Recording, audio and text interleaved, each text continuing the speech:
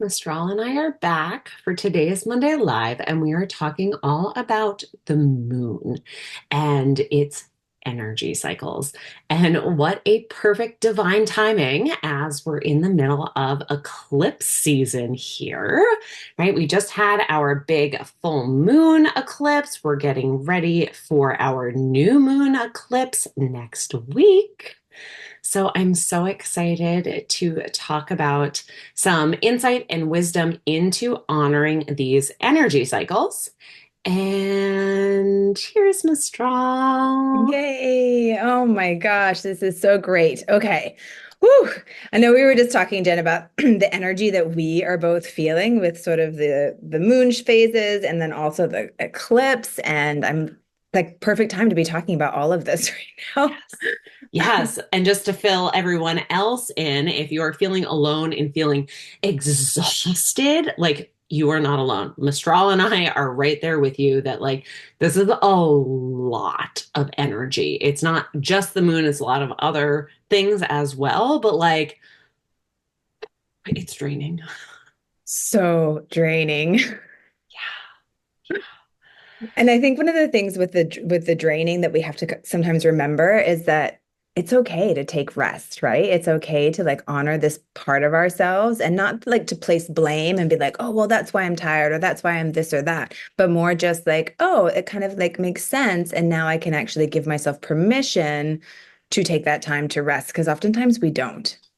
Yeah, and I kind of want to remind people, especially if anyone who's watching that has a business where we're sort of talking about honoring that energy. And it doesn't necessarily mean not working on our business, but what it means is like maybe not posting when we're in a energetic field of feeling down or feeling tired or exhausted. But maybe we have ideas that come to us where we do write a post or we do have ideas around something that we do want to share, but we're not quite ready to put it out yet. And so I do want to remind people of that too, that it's not like we're just like, oh, don't do anything because you don't feel good. It's more just like, taking time and honoring that rest period. I just knew that my energy was going to be really waning come this week. And so I spent some time last week actually writing some posts, getting some emails out, having it all done. And now it's all set and it's all automated and it's all coming out automatically. And I don't even have to worry about it, which is huge.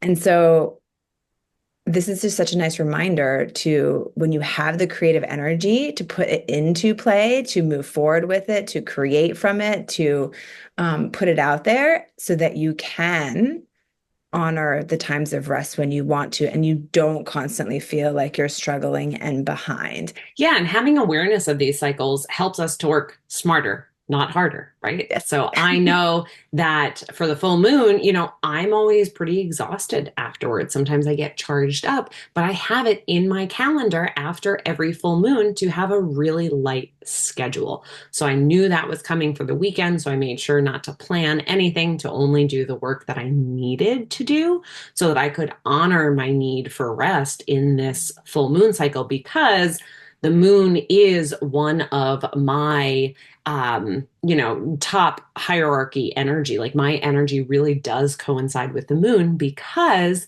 I'm a conscious reflector.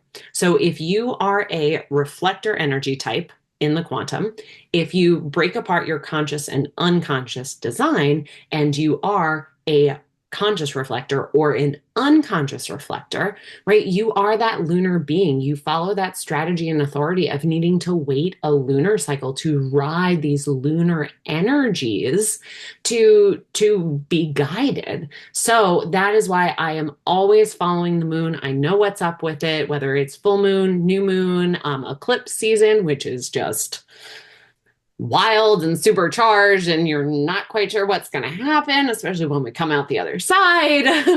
But we're along for the ride. So that is why I plan by the moon calendar. So knowing what you need during these different times and to help yourself for yourself personally, but also bringing it into your business. And again, like Mr. mentioned, that's exactly what we do in Planning by Design. Yeah. And I'd actually love to know if there's people out there like me, like Jen is, I feel like you're so good. And maybe on the background, you sort of have something else to say about this, but I feel like you're so good at honoring yourself, taking that time, having that bath, going for that walk, grounding down. And I find myself just, oh, I have this to do, or I have that to do. And this is my manifesting generator energy, probably also some like undiagnosed ADHD, and probably also just the way I was conditioned when I was younger to constantly be working, because if you're not doing something, like you're not of value, sort of thing. Right. And so there's a lot of different things for me to look at, and probably other people too. But I'd love to hear if people want to drop down below just where they find they struggle. Do you take time for yourself? Do you honor those cycles in your energy cycles? Or do you just push through? Just like, I'm just gonna have a cup of coffee and everything will be fine. Or I'll grab a soda and everything will be fine. Or an energy drink. And you just kind of push through it. And instead of just sort of sitting down and even just meditating for 15 minutes or 10 minutes, how much that can recharge you if you actually take the time to do that. Or, go put your feet in the bare grass outside, something like that. And I know I'm guilty of it. I sit here and I tell people, like, try this or try that or do this. And then I'm guilty of not doing it myself. And so I'm sure there's other people out there who can totally relate to that and go like, I wish I would follow my cycles more. But at the same time, even if you do know about them, we have to commit, right? We have to commit to actually doing something about it. And this is for the greater good. It's so easy to say, well, if I don't get this post out, or if I don't email these people, or if I don't do XYZ in my business, I'm not going to get a client, or I'm not going to make money, or I'm not going to whatever, whatever. And somehow detaching from that and thinking, well, what if I just like rested now? Because maybe at 8 o'clock tonight, I feel more energetic, or at 8 o'clock tomorrow morning, I'll feel more energetic. And so leveraging those times when we are feeling creative. Yeah, absolutely. In response to that, I'll say every manifesting generator has ADHD because that's just your energy and we live in a conditioned society. So, with that, it's really about pausing and prioritizing, checking in with like, what do I need right now beyond that? And especially around the full moon when there is that charged energy, depending on how it works for you, right? For me, after the full moon, I'm down and out. But for so many other people, you might have so much creative energy that you are needing that outlet. So just staying aware, right? The first step is always awareness. Why we love what we do within Planning by Design with this amazing group of women is because we help you look exactly at where you need that awareness. So, like with what Mistral was saying and how you just feel scatterbrained and chaotic, like we're going to help you hone in and say, okay, because of your human design, your innate energy, you need to look here and try this and bring your awareness here first. Because it can be overwhelming, right? We're talking about all these energy cycles, how to work smarter, not harder. But if you don't know what resonates for you and you're trying to, do it for everybody else or giving into that hustle culture, like it's going to be so much more difficult. So we really like to simplify it, cater it to you. There are no cookie cutter approaches here, so that, you can really align yourself in your own unique way. And that's what I love about our worksheets that are in Planning by Design when you join, is the fact that you get a whole like grid of what to do at what time, under sort of what moon phase, under what menstrual phase. And then we talk more specifically about the emotional wave and of course our energetic wave with our type in Planning by Design. And I think the biggest part for these women is really the accountability that they've been able to have of just, when they say they're going to do something, not only does it commit them to themselves, but now they've said it collectively in front of a group of women who can then also support them in showing up in ways that feel aligned for them, and looking at things that, instead of, sometimes as business owners, we're like, well, I'm going to achieve these 25 things in the next month. And it's just like, really? Is that actually possible? We can have these big goals and these big dreams. Of course, absolutely. But let's break it down of like, is that actually possible based on who you are, what you have going on around you besides just your business? And well, how can we actually help you break that down then, and hold you accountable to maybe the 5 things that do actually need to happen this month in order for you to get to X, Y, and Z? It's so interesting. All the women had goals this month around ideal clients. And it kind of makes sense as we're in Virgo season, right? We were honing in, kind of niching down, getting specific, organized, all of that. Now it will be so interesting next week on our goal planning for October, now that we're in Libra season, right? It's going to be all about balancing. How do we balance the personal and professional? So, taking into account these energy cycles to see what's in alignment with your energy internally, but also with the external energy, right? What is happening with the moon when we meet next week? Like, we are still hardcore in eclipse season, but we're coming up on the new moon. So not only to have goals for the month, but goals for the next 6 months, because we're starting this big phase, this new cycle. So there's so much that comes into it, but just working with the moon can be so helpful to your energy, especially as a woman. I agree. And to anyone out there who's kind of like rolling their eyes, this is too spiritual, too woo-woo, like you do realize that the moon moves our oceans, right? That's why we have high tides and why we have low tides.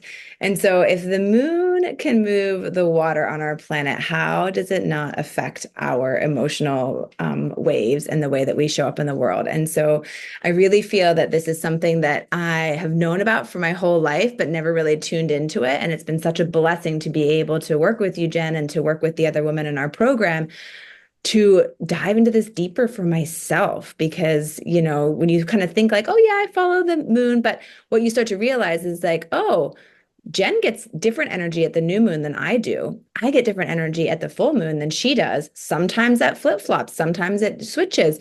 And it's so important to understand this about our cycles because then we get to know, we get to expect, and we get to leverage the creative cycles or the creative low. And it's almost like a creative low, I guess I would say, Mm, or low energy. It's not really like a low, like a negative. It's more mm. just learning the flow of it and then how to best navigate it so that you can feel productive at any stage, really, and honor yourself and rest, knowing that that is also just as productive as moving your body constantly. Yeah, yeah. So as we finish up this conversation, anybody watching, if you want to drop your energy type below, what you're feeling after this full moon and eclipse, we're almost at 1 week post eclipse. Well, I should say 1 week post full moon, 1 week into eclipse season. This is going to carry for a couple more weeks. So yeah, just what is this energy? Are you aware of it? Are you honoring it for yourself, for your business? It is a lot to stay aware of. And I know for me in my design, while I may be aware of the emotions that are going on within me, it's really hard to talk about them and express them. That's kind of like a challenge within my energetic design that in the moment it's really hard for me to talk about it. So when people are like, what are you experiencing? How are you feeling? It's like, oh, what am I? And I need to take a pause and really think about that. Where am I on my energy cycles? What is that creating within me? And how can I find the words and phrases to share my inner world with the outer world? Beautiful, Jen. Thank you for your divine throat, Mistral. You're so welcome. It's a You lot are easier so on welcome. here because I have Mistral's energy to share, which is part of the magic that we create. Which is why I love human design to figure out like, why is it that we click so well? Well, this is why we know that. And it just is so affirmative, which is so cool. Yeah. Yeah. All right, y'all, join us tomorrow. We have a free human design Q&A call that's all going to be about marketing. So if you're struggling at all in your marketing, this is the place to come and be so we can help you align a little bit more with your business and feel that you can create a marketing plan that feels pretty soul nourishing, actually, when you know about your energy cycles and your human design a little bit more. And then, of course, we also have Planning by Design, our first call of the week coming up for October next week. And so we would love to present you with that offer as well. So you can get some really beautiful workbooks to help you flow through your energy and really understand when you can leverage, when you rest, and when you can find your creative flow really throughout the whole time, just in different ways.